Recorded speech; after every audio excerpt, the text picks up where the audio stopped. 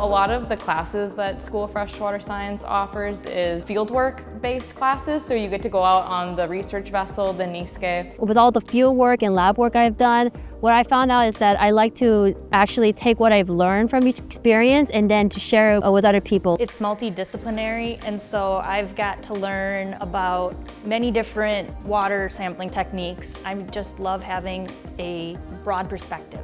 The grad program does a really good job at giving us hands-on experience through classes and experiments. We also do a lot of collaborations with outside organizations. A lot of the samples that we did take from Valley Creek were E. coli samples, and we took those water samples, filtered them so that we could see how much E. coli was in a certain amount of water. Being able to present my research with my group to people that actually take it to the government and are going to do something with it to help the environment, that made me feel really good about the work I was doing.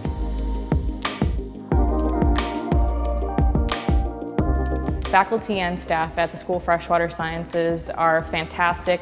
They are always willing to help out in any way that they can and making us stronger when we come out. Very grateful for the professors and the assistant professors that have been very helpful in helping me choose this path in my career. And it's helped me obtain my current internship at the Waukesha wastewater treatment plant. The School of Freshwater Sciences had a career fair meet and greet type deal where a bunch of professionals came, and the president of WaterTech was standing off into the corner. I introduced myself to him, we just kind of hit it off.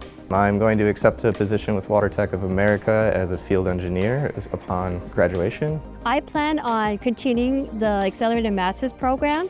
So for a year and a half after my undergraduate, I will continue attending the School of Freshwater Science. When I get straight out of college, I get the job. I'm ready to go and make a difference in Milwaukee.